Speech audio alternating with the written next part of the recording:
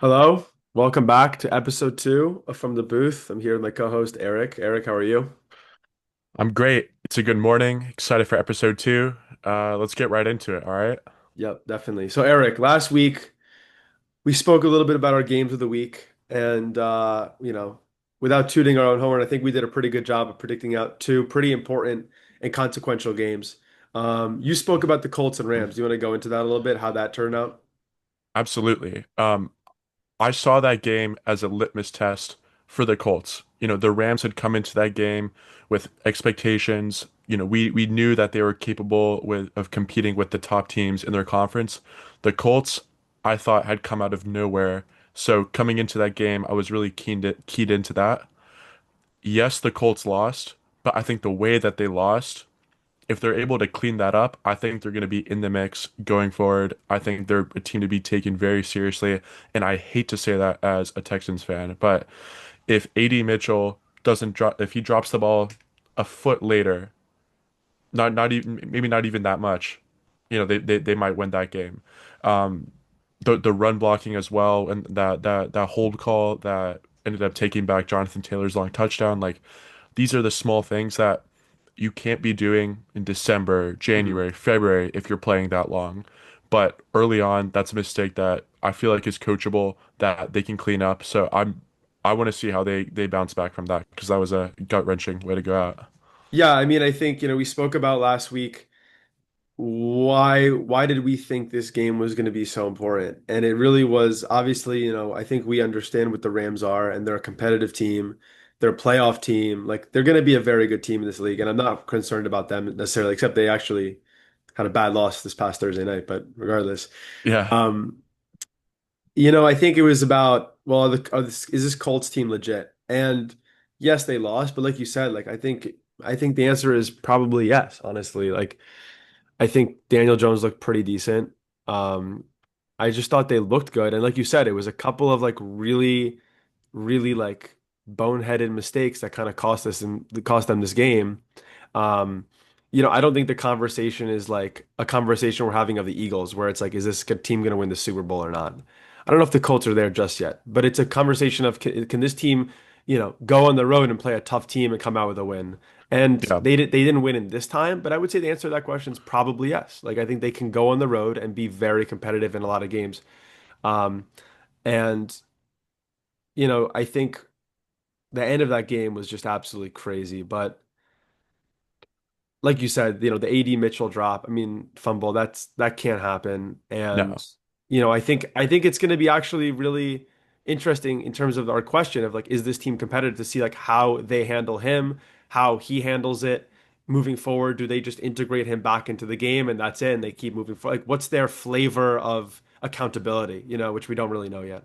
yeah. Well, I was gonna ask you, Don, like, let's say you're Shane Steichen, the Colts coach. How are you kind of handling the locker room or AD Mitchell specifically after just two mental mistakes that took 14 points off the board?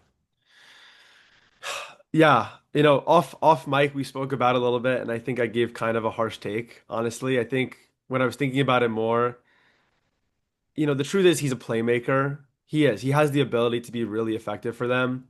Um, and I think the Colts are a team that like can't really afford to just be benching guys or cutting guys that make, boneheaded mistakes like once.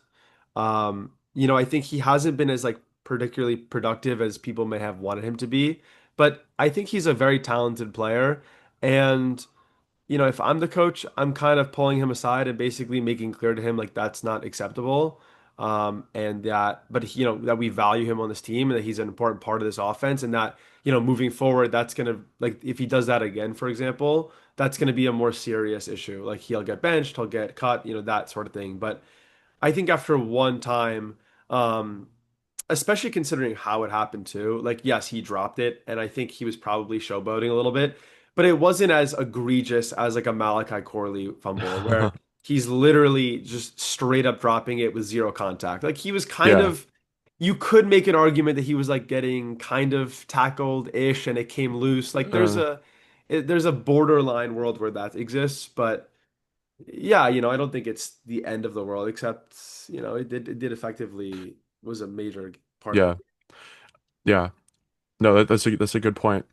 You know, thinking back to our other game of the week, I know you highlighted Chiefs Ravens. Mhm. We said one of those teams would end up at 1-3, and now not only are the Ravens 1-3, but Lamar is out 2 to 3 weeks. He's out today, or Sunday ahead of the Texans game. They're missing a ton of key guys on defense. Where do you think this team goes from here? Can they get back from this deficit? Because 1-3 and healthy, that's one thing, but 1-3 with the current roster, the current guys, that's a much different matter. Yeah, I mean, we spoke last week about why we thought last week was we spoke last week about why we thought the Ravens Chiefs game was going to be important, and I think a lot of those points really hit. The Chiefs absolutely slaughtered the Ravens, and it's really scary to think about what this Chiefs team is going to look like once they get Rashi back. Um, they could be right back to Super Bowl contention immediately. And for the Ravens, I think last week went about as bad as it could have gone, honestly. Like, I don't really see a world where last week goes worse. Now you have Lamar out 2 to 3 weeks. I think for the Ravens, I don't think anybody doubts the ability for the Ravens to like be a really good football team. Um, and they are 1-3. Like they are 1-3. The season's not over. The sky hasn't fallen yet. I think it's going to be really, really essential for them, just looking at their schedule. And like we said, trying to predict out where are those wins. I think it's going to be really, really essential for them to win at least one of the next two games. They need to win at least half of the games until Lamar comes back, I think. And so this week they have the Texans. You're a Texans fan. That's a winnable game. They need to like play well, but that's a winnable game. Next week they have the Rams, who are coming off a couple bad losses, and then the following week they have the Bears, who, have looked better but still sus. And I feel like Eric, if they can come out of the next 3 weeks, for example, with two wins, right?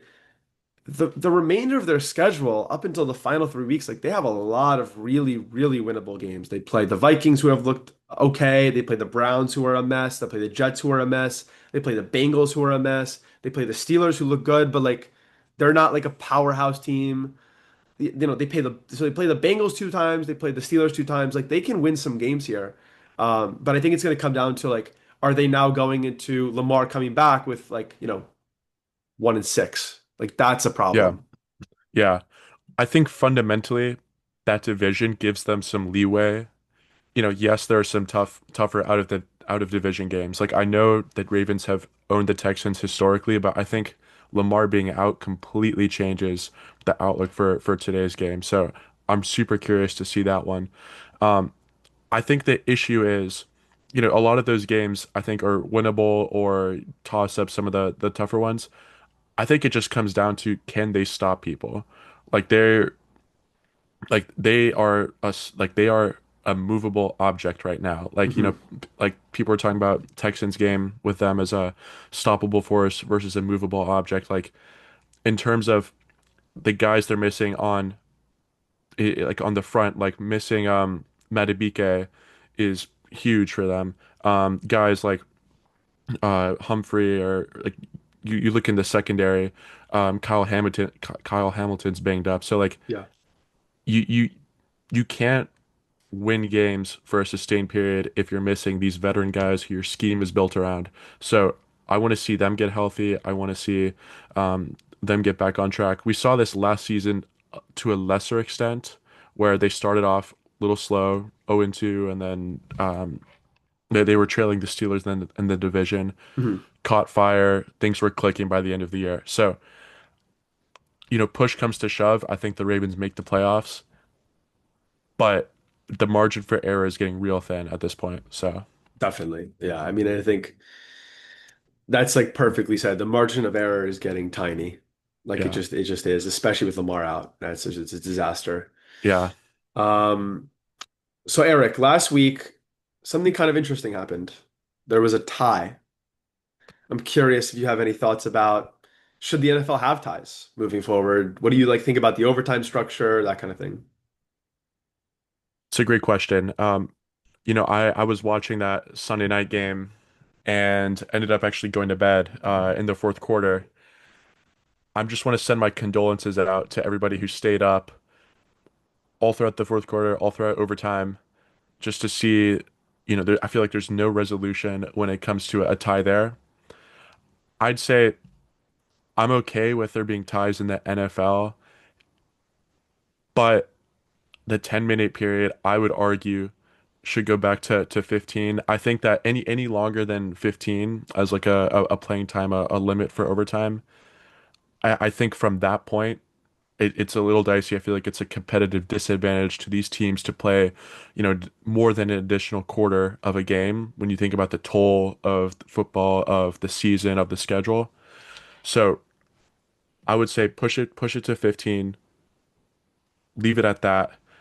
I will say a tie in like the 1 p.m. slate, it just feels like, oh, it's like a little funky, it's a little fun. Um, it's like kind of gets shuffled into the mix, but a tie in the primetime game, and I'd argue that the Sunday night game is like usually the best in the weekend slate. Yeah. That's it's doesn't sit right. I saw one of the reporters ask Dak in the tunnel, does a tie feel like kissing your sister? And I don't know what kind of question that is, but like I see where he's coming from, and that it just doesn't sit right. Yeah, I mean, I think I agree with you. And you actually changed my mind a little bit, to be honest. I was very much like anti-tie. Um, but I do agree with you that it does have like a lot of implications for like the next week. If you have a Sunday night game, and you're playing until 2 in the morning and you're playing effectively 5 quarters of like 6 quarters of football, it makes it really tough in this league where it's so physical to come back and be healthy the next week. Yeah. Um, but I also do think like we see in college football, games don't really end, games don't end in tie. There's a college football overtime Yeah, the format structure is that completely different. I think it works really well, honestly. Like I, the NFL is different because I mean, I guess why is it different? I don't even like why Uh, wouldn't the NFL just adopt that? I don't know. I just think that I agree with you. Like for a primetime game that's so great, that was a great game too. The Cowboys Incredible Packers game. game so good. For that to end in a tie is just so deflating. Like that could have been a classic like battle and I do think you're right actually, Eric. I think the first step is to increase it to 15 minutes. There just isn't enough. There's barely enough time for the second team to even get the ball. Like it's not even Yeah, like they can have a productive drive. I mean, that think that about overtime had two drives. yeah, like The that's Cowboys not controlled the even clock for like 7 minutes. Packers came down.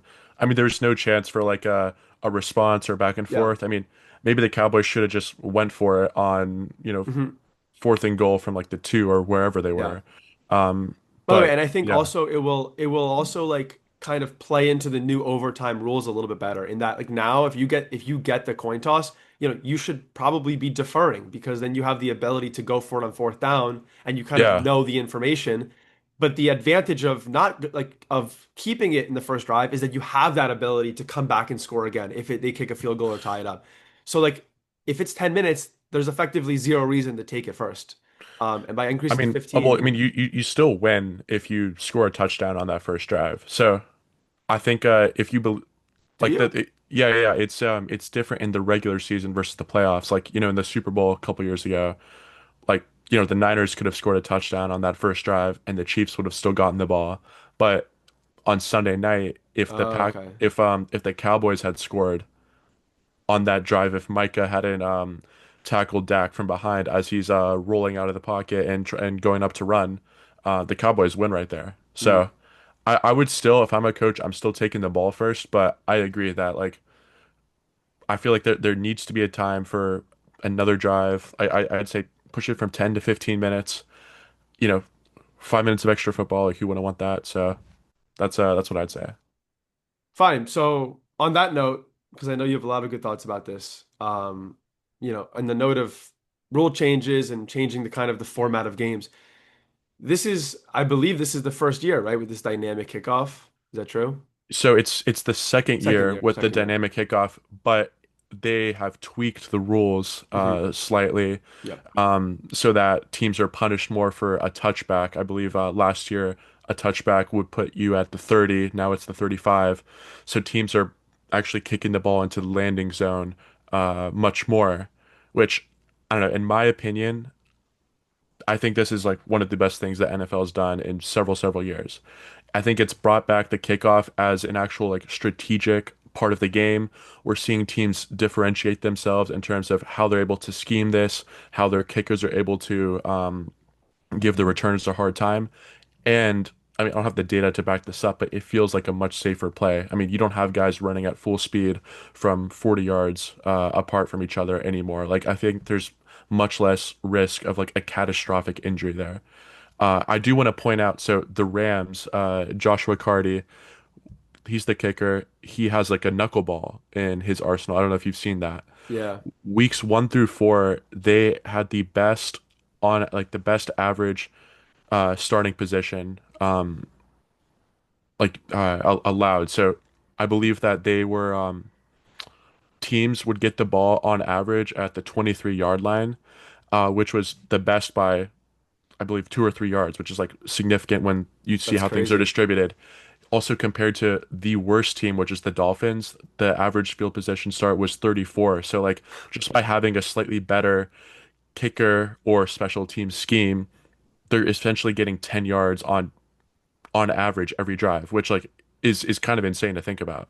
Yeah, I mean, I guess you're actually right. Like I think at first it felt, kind of icky and kind of uncomfortable just because of how much of a staple the NFL kickoff is. Oh, it looks weird. It looks I weird at think about the first. Super Bowl kickoffs with the millions of cameras flashing and just Yeah. iconic. It's the iconic kickoff. But you're 100% right. I do think that it got to the point, especially the end of the traditional kickoff, where the art form was kind of just lost. Yeah. And Just it was touchback, just touchback, touchback, touchback. touchback, touchback. And it just wasn't a part of the game. It felt more of a don't mess this up than like this can be very consequential either way. Um, I think like and I think it is interesting you talk about this knuckleball. It is crazy to watch. It's just like weird to watch. No, Um, I send my thoughts and prayers to the returners because they've got a bunch of guys about to run at them full speed, and you've got this ball that like you it could land 5 yards over to the left, 5 yards literally. over to the right, forward, backwards. Like you're just putting like your mind's in a scramble. Yeah. It'll be interesting to see how that develops. I mean, like right now, I think obviously it seems like the kickers have adjusted. I wonder what will be the adjustment from the return team? Like maybe will they have like six returners for some reason and just make sure that everything is covered and like who knows how this could develop. Yeah, I'm super curious because I feel like in the NFL we see something new, some new strategy, new scheme introduced. You give t these teams a little bit of time to adjust, and there's always some kind of response. There's always some kind of gradual adjustment or chess match. So I think as these teams see this more often, as maybe more kickers are practicing this, I want to see how the special teams coordinators, how the strategy changes. So I think that's been a really cool niche or part of the game that I wasn't watching for as much the past couple years, but now I think really makes a difference. Also, I think one thing to look out for, when a team messes up the kickoff or when, there is like a touchback, um, the other team's at the 35, late game, you're really only like with the way kickers are extending their range, you're only 20 yards. like yeah 20 something yards away It's from crazy. being in field goal range from some of the best kickers, which like I think that adds a whole nother element of intrigue at the end. Like it makes like those game-winning game-tying drives a lot less daunting. I think it changes the whole dynamic there, so I'm very much in favor. Yeah, I mean, I think it's funny. I actually feel the other way about the end, like the game ending stuff. I understand what you're saying in that it creates more swings and it kind of makes the end of the game a little bit more manageable for an offense. But in my mind, like a game-winning drive shouldn't be, two 10-yard dump offs to a running back.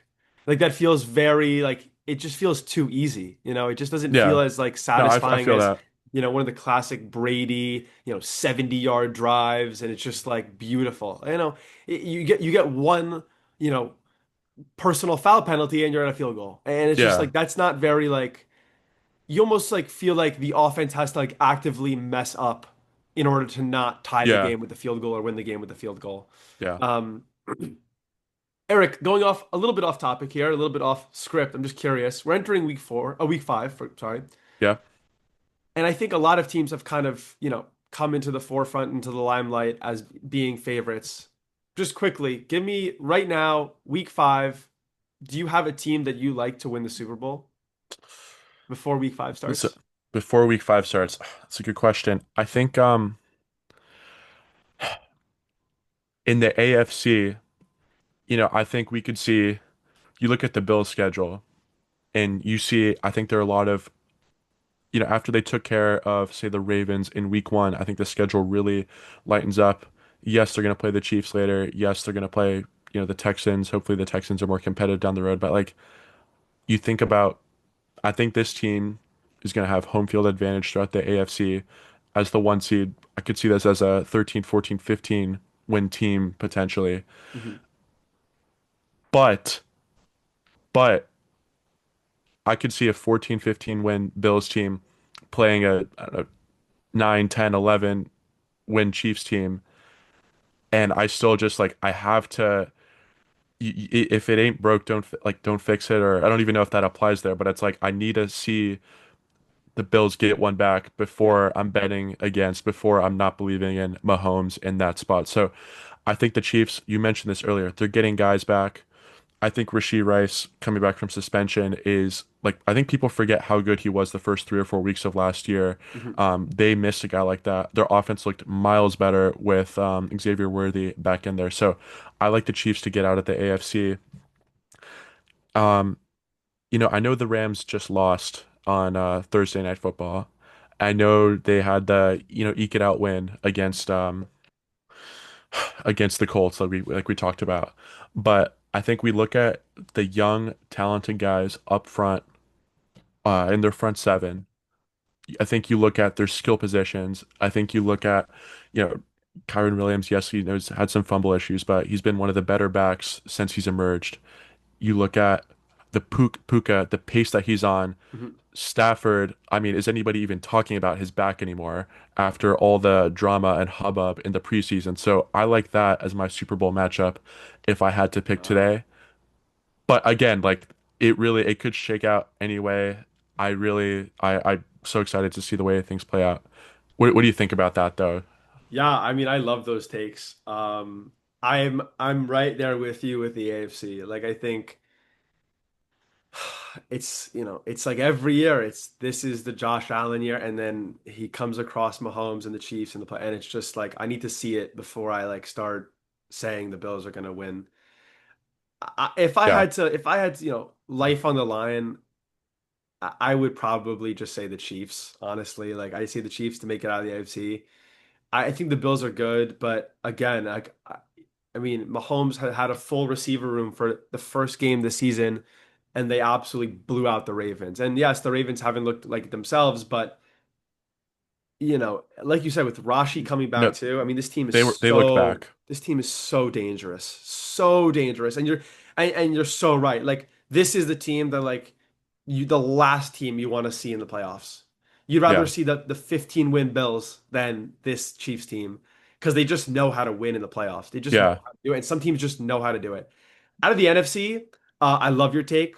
I'm a big Rams supporter. I think Matthew Stafford is so back and like in the biggest way, major bounce back year for him. He looks incredible, like really incredible. But in my mind, until someone can figure out how to stop the Eagles' run yeah, offense, I think it's just impossible for them not to like win a lot of games. Like yeah, it's not going to be pretty with them. It just isn't. But in my mind, and yes, it doesn't happen every drive, but the fact that they have an ability on 3rd and 3 to get a first down every single time, like that in my, it's just like that's unstoppable. And at the end of the day, like your ability to convert on those 3rd and 4th downs, those third and shorts, those fourth and shorts, like that's what wins games and wins championships in the end, at least offensively. yeah. So in my mind, I like a rematch, and then who wins? I couldn't tell you that information, but I like a rematch here actually. Yeah, I feel like we haven't maybe given the Eagles enough flowers. We haven't talked about them enough so far. Again, I think they will be favored by season end to come out. I think just so far, again, it's only the first quarter of the season. A lot can change. I mean, at this point Mhm. last year, they looked horrid, Yeah. but I think they have a lot to figure out on offense so far. You can't go an entire second half of football like they did against the Bucks and not complete a single pass. But Like Eric, what if I said, you just can't. what if I said you can though? Like, what if It I said just they did it and they won?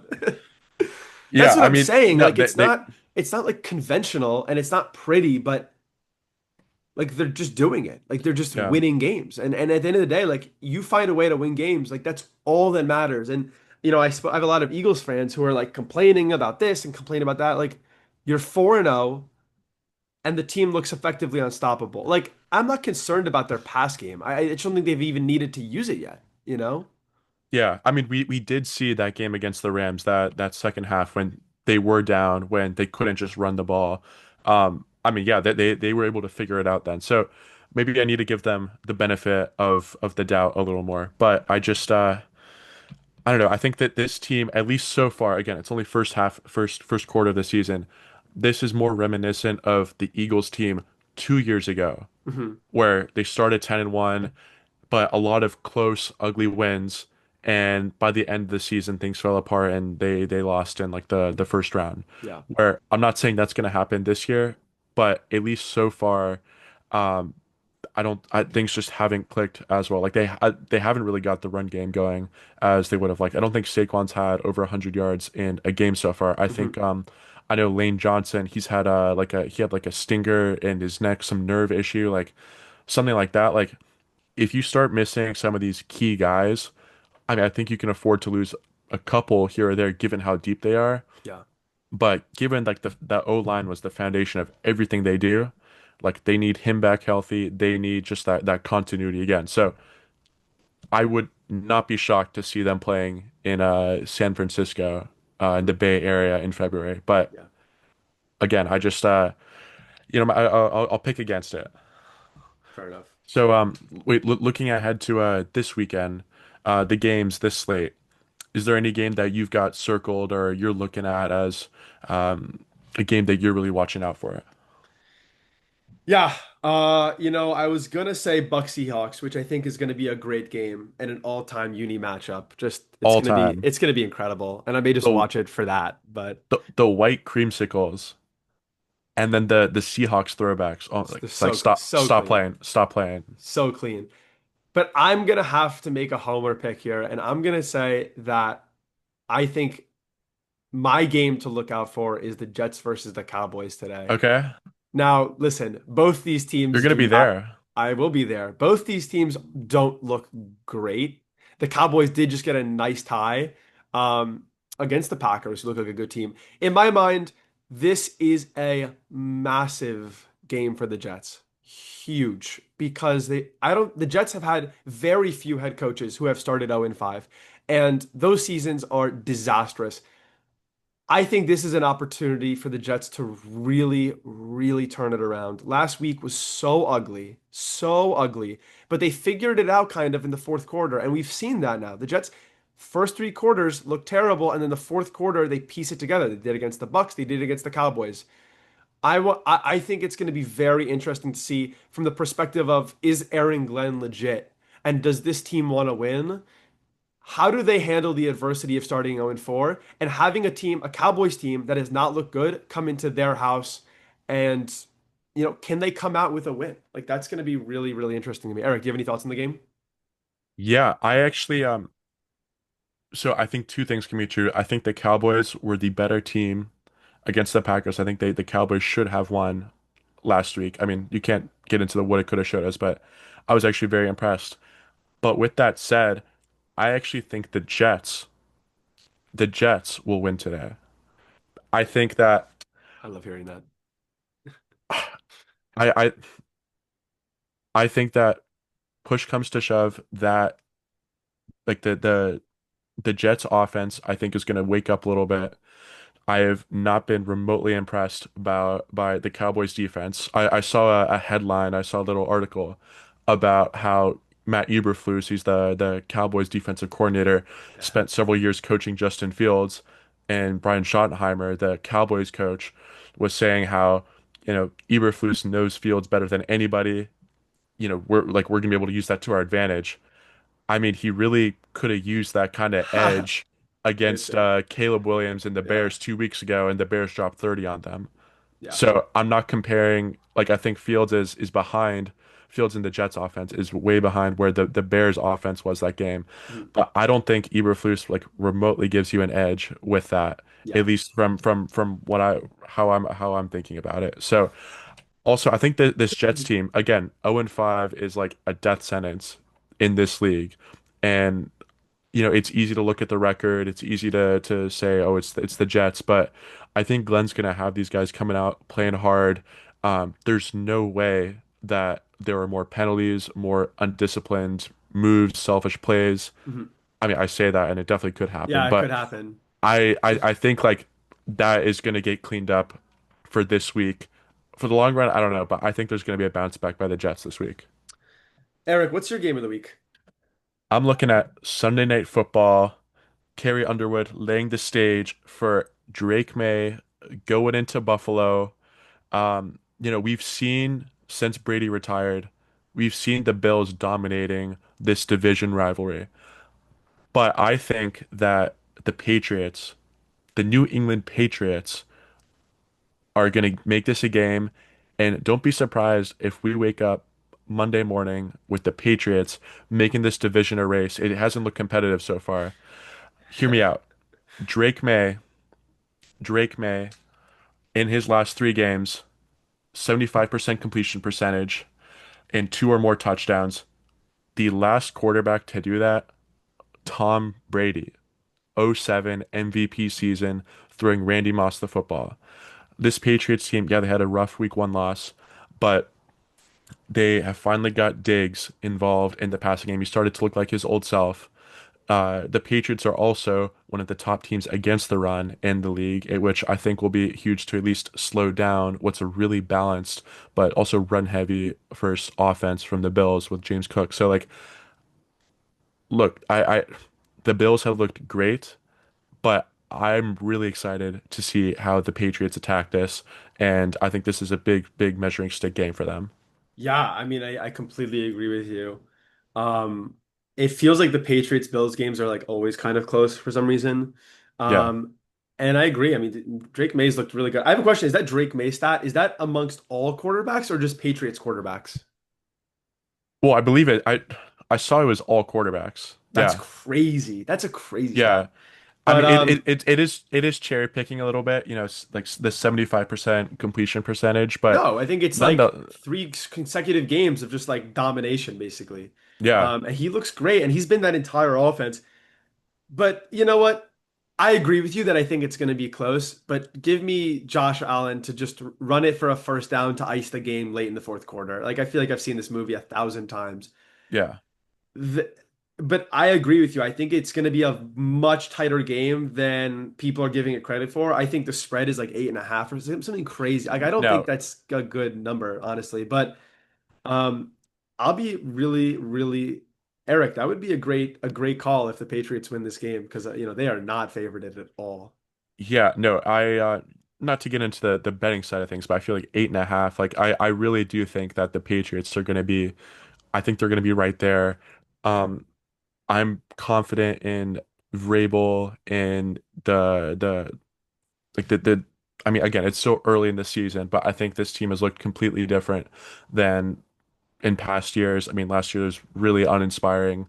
Um, really liked what I've seen from May in his second year. Some of these other quarterbacks, like I mean, Jaden Daniels, he's been hurt a little bit, but like it's hard to build off of like a really solid Yeah. rookie season. Or Bo Nix has been, he not to say he's been bad, but he hasn't been uh, quite up to how he finished last year. Mhm. So Yeah. I'm super curious to see how things shake out on Sunday night. But also, another thing to look at, Drake May being a kind of a dual threat guy, like I think that could give the Bills some trouble. But Yeah, I again, guess we'll see it Sunday night, I guess.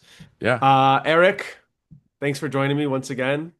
How excited we're gonna do this, and this is week two, and it's a lot of fun again. And yeah, we got a great week of football ahead of us. So we'll see you hell yeah. guys next week from the booth.